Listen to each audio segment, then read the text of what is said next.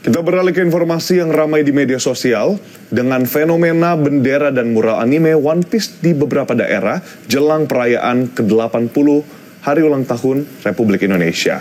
Pemerintah mengingatkan kebebasan berekspresi dibolehkan asal tak langgar aturan.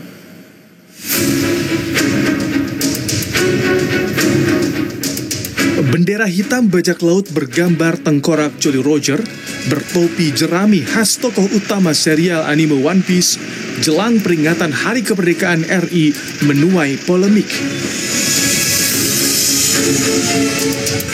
Bendera One Piece warawiri di ruang publik, menjelma jadi protes sosial di jalan raya hingga jagat maya. Warga bilang ini bentuk ekspresi. Idenya masyarakat kita coba ungkapkan di sini. Mereka kepingin ada gambar One Piece, ya kita gambar. Jadi tidak ada pikiran apa-apa. Tapi ini menjadi wilayah yang sedang digandrungi masyarakat. Bendera bajak laut juga dikibarkan para sopir truk di Pelabuhan Ketapang, Banyuwangi, Jawa Timur. Sopir truk frustasi, tertahan berhari-hari dalam antrean panjang menuju penyeberangan ke Bali. Menurut saya ini protes dari rakyat, karena saya rasa sih untuk sila kelima sudah tidak ada bagi rakyat kecil. Dokter kemacetan ini ya cukup melelahkan. Misalnya di sini juga berapa hari biaya juga membengkak. Di Sragen, Jawa Tengah, gambar mural One Piece di Jalan Kampung Dukuhndayu, Sragen dihapus, bahkan disaksikan aparat dalam sebuah video yang beredar. Bupati Sragen menyebut bentuk ekspresi tak boleh mengganggu fasilitas publik. Itu hanya bagian dari ekspresi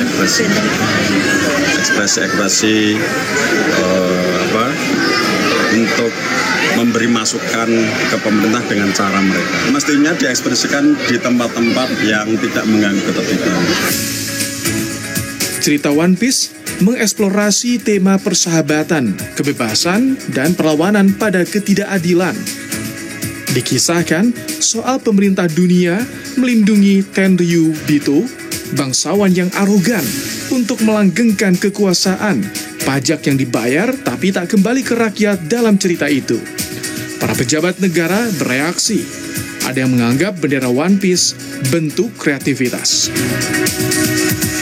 Itu wujud ekspresi warga yang tentunya banyak harapan, banyak ekspektasi juga gitu ya. Dan menurut saya dalam negara demokrasi ekspresi itu wajar sejauh itu tentu tidak bertentangan dengan konstitusi kita. Ada pula yang cemas, pengibaran bendera bajak laut topi jerami ini jadi upaya provokasi hingga mengarah ke tindakan makar. Menko Polhukam Budi Gunawan menilai mengganti merah putih dengan bendera simbol-simbol fiksi tertentu adalah upaya provokasi dari sebagian kelompok yang ingin menurunkan marwah bendera perjuangan. Ada konsekuensi pidana dari tindakan yang mencederai kehormatan bendera merah putih. Menko Polhukam Budi Gunawan tegaskan, pemerintah akan mengambil tindakan hukum secara tegas dan terukur jika ada unsur kesengajaan dan provokasi demi memastikan ketertiban dan kewibawaan simbol-simbol negara. Sementara itu, Wakil Ketua DPR Sufmi Dasko Ahmad menyatakan tak mempersoalkan soal bendera One Piece. Secara keseluruhan bahwa kreativitas pengibaran bendera dan juga pemakaian bendera One Piece itu menurut kita nggak ada masalah. Menteri Sekretaris Negara bilang ada banyak cara melampiaskan ekspresi pada pemerintah. Mensesnek bilang pemasangan bendera One Piece jelang HUT RI jangan mengganggu kesakralan bendera merah putih. Kalau berkenaan dengan kreativitas dari kawan-kawan komunitas-komunitas, tentu itu sebagai sebuah kebebasan berekspresi dan tidak ada masalah. Tapi tolonglah, ini jangan dimanfaatkan untuk hal-hal yang mengganggu kesakralan.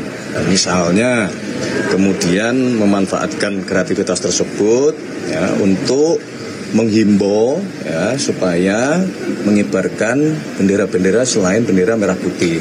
Kan itu yang tidak benar gitu. Namun pemerintah mengapresiasi ekspresi kreativitas selama tidak melanggar batas dan mencederai simbol negara. Tim Liputan, Kompas TV.